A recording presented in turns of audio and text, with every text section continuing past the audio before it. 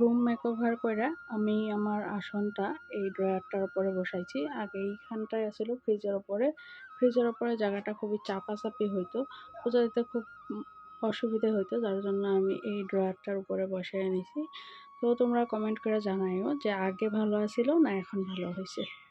তো আমার পুজো দেওয়া কমপ্লিট। সকালবেলা সেবা দিয়ে গেছে আমার বর, এখন আমি দিলাম, রাত্রে আবার ও আইসা দিবে। আজকেও আমাদের একটা বিয়ে বাড়ি পড়ছে, বিয়ে বাড়ি যাইতে লাগবো। তো আমার ব্লগটা আমি প্রভুদেরকে দর্শন করে আজকের ব্লগটা শুরু করলাম। তো সাথে থাইকো, পাশে থাইকো, আশা করি ভালো লাগবে। ওকে তো ডাকে বন্ধ তো না হয়তো বিয়ে বাড়ি যাচ্ছি আমরা অনেক দূরে। তো ঘুমাবা?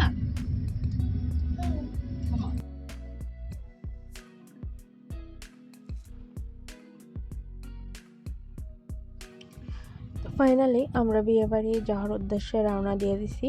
তো আমরা প্রায় 4:30-5টার দিকে বাড়ির থেকে বেরোইলাম। তো আমি, আমার বর, আমার মাম্মা, আমার পাপা, আমার ভাই বউ আর বাবা আমরা যাইতেছি, কারণ খুবই আমাদের ক্লোজ পার্সনের বিয়ে। তো আমার বরের খুব ভালো বন্ধু, তারা ছাড়াও একসাথে টেলিকম কোম্পানিতে দুইজনে অনেক বছর কাজ করছে। আর আমার তো একদম মানে দাদা বলতে পারো, ভালো বন্ধু বলতে পারো, গার্জেন বলতে পারো। তো এখানে প্রোগ্রাম চলতেছে, ফাংশন চলতেছে। তো আমরা খুব মজা করছি। আর বিয়ে বাড়িটা কিন্তু আমাদের বাড়ি থেকে অনেকটাই দূর, মোটামুটি 2.5 ঘন্টা 3 ঘন্টা লাগে। তো তোমরা দেখো আমি যা যা ক্যাপচার করার মতো মানে আমার সুযোগ হয়েছে, তো সেগুলো আমি ক্যাপচার করছি। কিন্তু অত তো আর ক্যামেরাটা হাতে ধরে থাকা যায় না, কারণ আমরা এনজয় তো করতে লাগবে। সবসময় ক্যামেরাটা ধরে থাকলে তো আর এনজয় করা হবো না। তো খাওয়া দাওয়া হই হুল্লোড়, খুব ভাল লাগছে গিয়া। আর এত কাছের মানুষের বিয়েতে যাইতে পাইরা সত্যি মানে নিজেকে নিজে অনেকটা ভালো লাগছে। যদি কোনো কারণেও মিস করে যাইতাম তাহলে খুব বেশি মনে কষ্ট পাইতো, আর আমাদেরও খুব খারাপ লাগতো। তো দেখতে থাকো, আবার পরে দেখা হইতেছে। বাবু এই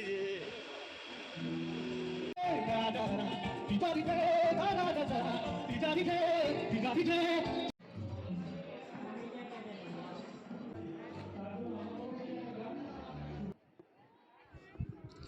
তো এখানে এখন চলতেছে ফটো সেশন। তো আমরাও কিন্তু ফটো সেশন বাদ দেই নাই, কারণ প্রিয়জনের বিয়া বলা কথা, আর ফটো না এটা কি করে সম্ভব? আর এত কাছের মানুষের বিয়া আর ফটো হবে না, এটা কি হইতে পারে? তো প্রচুর সাজগোজ কইরা গেছি। তো আমাদের বিয়ে বাড়ি থেকে আমরা এবার বেরোয় পড়লাম, কারণ আস্তে আস্তে অনেকটা রাত্রি হয়ে যাবে। নিজের বাগান থেকে টাটকা টাটকা এক ঝাঁক ফুল তুলতে কার না ভালো লাগে। দেখো এখানে কত রকম ফুল আছে। এই একটা জবা, এই একটা জবা, এই একটা জবা, এই একটা অপরাজিতা, আর একটা সাদা সাদা অপরাজিতা আছে, সাদাও না ব্লুও না। এই একটা জবা, এই একটা জবা, এই হলো একটা গোলাপ, তারপরে নিচে আছে হলো নয়নতারা, তারপরে আছে এই হলো কলকি ফুল। কত সুন্দর লাগতেছে ঝাঁকিটা দেখতে। তো এই সব জিনিস দিয়ে, সব ফুল দিয়ে আমি আমাদের প্রভুদেরকে দিব পুজো।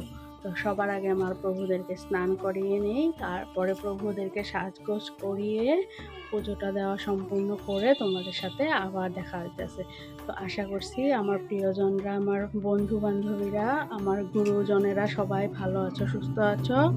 তো দেখতে থাকো ব্লগটা, আশা করছি ভালো লাগবে।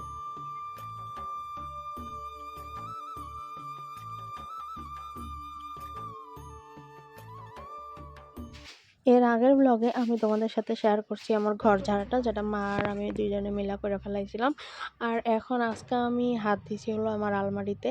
আমার আলমারিটা কিন্তু নতুন, কাপড় চোপড় গোছানোই ছিল মোটামুটি, কিন্তু তার মাঝখানেও আমার মনে হয়েছিল একটু একটু অগোছালো, মানে কোনো শাড়ির ব্লাউজটা অন্য শাড়ির সাথে হয়ে আছে। তো এরকম হয়ে থাকলে না, যখন মানে কোথাও যাইতে নেবো, তখন হয়তো শাড়িটা পাইলাম, ব্লাউজটা হাতের কাছে পাইলাম না, যেটা আমার খুব বিরক্ত মনে হয়।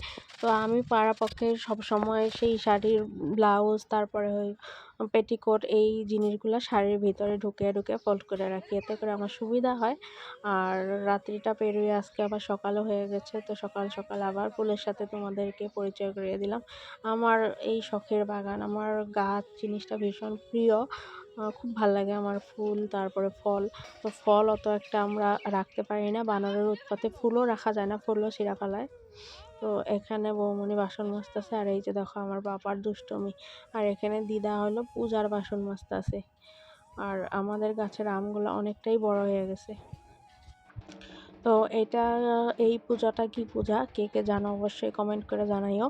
তো এটা হলো কালবৈশাখী পূজা, এটা হলো ভোলেনাথের পূজা, মহাদেবের পূজা। তো চৈত্র মাসে যেটা করা হয় সেটা হলো চৈত্রী পূজা, সেটাও ভোলেনাথের পূজা। তো নিয়ম কানুনগুলো সেম। তো একটা চৈত্র মাসে করা হয় আর একটা বৈশাখ মাসে করা হয়। তো বৈশাখ মাসের একবারে শেষের দিন মানে চড়ক মেলাটা হয়, যে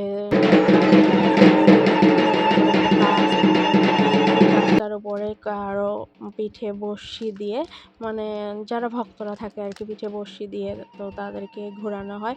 তো এই পূজাটা কিন্তু জায়গা বিশেষে নিয়মটা অন্য অন্য আছে, কারণ আমি অনেক জায়গায় অনেক ভিডিওতে দেখছি কোনো কোনো জায়গায় তাল গাছের উপরেও কিছু নীতি নিয়ম করা হয়, তাল গাছ না খেজুর গাছ আর কি এরকম।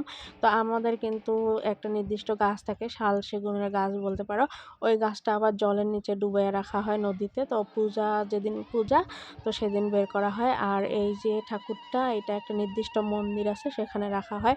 আর এরা হলো ছোট্ট ছোট্ট সন্ন্যাসীরা। তো আমরা ঠাকুরকে একটা বস্ত্র অর্পণ করতে পাইরা মানে ভাল লাগছে, দিলাম আর কি। আর হলো একটা ছোট্ট কাপড় দিয়ে ঠাকুরের তেল ঠেলগুলা মুছা নিলাম। আর আমার পাপা আর মামামের তো সবসময় শরীর খারাপ হয়ে থাকে, তো তার জন্য ভোলেনাথটাকে ওদের মাথার উপরে একটু ঠেকিয়ে দিলাম ওই সন্ন্যাসীদেরকে বইলা। তো প্রভু যেন সবাইকে ভালো রাখে, পৃথিবীর প্রত্যেকটা মানুষ যেন বিপদ মুক্ত থাকে, সুস্থ থাকে, এইটাই আমি কামনা করি সব সময়। তো এখন আমি সন্ধ্যা দিয়ে দিলাম। তো আজকে আরেকটা দিন, আজকে আমার মাকে নিয়ে যাইতেছি হলো ডাক্তারের কাছে। মার একটু চোখের প্রবলেম হয়েছে, তো কয়েকদিন আগে আমি আর দিদা যে ডাক্তারকে দেখাইছিলাম চোখের জন্য, সেই ডাক্তারের কাছে মাকে নিয়ে যাইতেছি। আর যাইতে যাইতে খুব সুন্দর সিনারিগুলো তোমাদের সাথে শেয়ার করার চেষ্টা করতেছি। তো পাশেই থাইকো, আর অবশ্যই চ্যানেলটাকে সাবস্ক্রাইব করে দিও। চ্যানেলটা প্রথমবার ভিজিট করে থাকলে চ্যানেলটাকে বারবার দেখার জন্য অনুরোধ করব, বারবার দেখো আর সাবস্ক্রাইব করে দিও। আর এখন আমাদের ডাক্তার দেখানি হয়ে গেছে, তো এখান থেকে আমরা কিছু মাছ কেনাকাটা করতেছি। তো আমার বর এই মাছগুলো একটু ভিডিও করে নিয়েছে। আর মাছ তো আমি খাই না, কিন্তু আমার মাছ জিনিসটা দেখতে ভীষণ ভালো লাগে। তো খুব ভাল লাগে। আমার মাংস জিনিসটা অতটা একটা ভাল লাগে না দেখতে, কিন্তু মাছ জিনিসটা আমার খুব একটা মানে চোখের একটা পছন্দের ব্যাপার আছে আর কি। চোখ দিয়ে আমার খুব ভাল লাগে দেখতে, নানান ধরনের মাছ, নানান প্রজাতির মাছ আমার খুব ভাল লাগে। তো কেন জানি না মাছটা খাইতে পারি না কেন, অনেকবার খাওয়ার চেষ্টা করি, এর জন্য বাড়িতে বকাঝকাও খাই।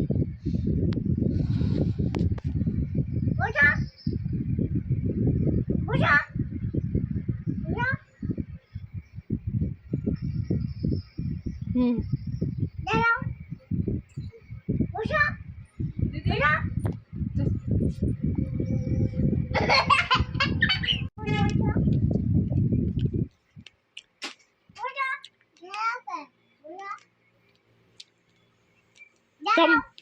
ধমক দাও ভাইয়াকে।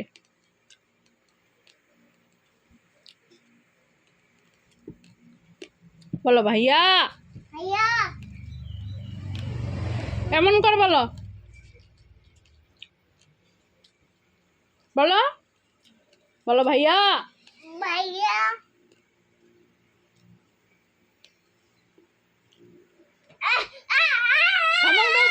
ধমক দাও ভাইয়াকে, ধমক দাও। ভাইয়াকে বসতে বলো চুপ করে।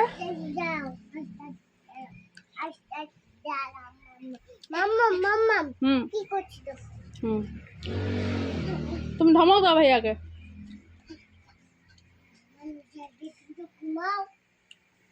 জোরে বলো, চুপ করে বসো। জোরে বলো।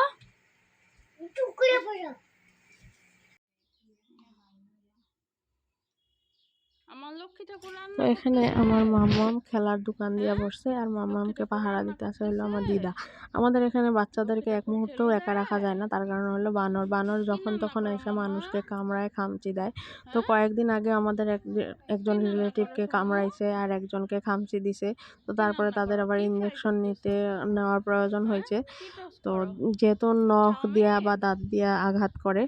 আর আমার পাপা আর মামামের খেলাগুলো কেমন লাগে অবশ্যই বইলো। আর এখানে মা মেজে ম্যাজিক খেলা দেখাইতেছে শোলার উপরে টিকটিকির ডিম নিয়ে। তো এই জিনিসটা অনেকেই ছোটবেলায় কইরা থাকতো, কিন্তু এখন আর এই জিনিসগুলো দেখতে পাওয়া যায় না। তো দেইখা আমাদেরও ছোটবেলার কথা মনে পড়লো। ভিডিওটা দেখার জন্য অনেক ধন্যবাদ।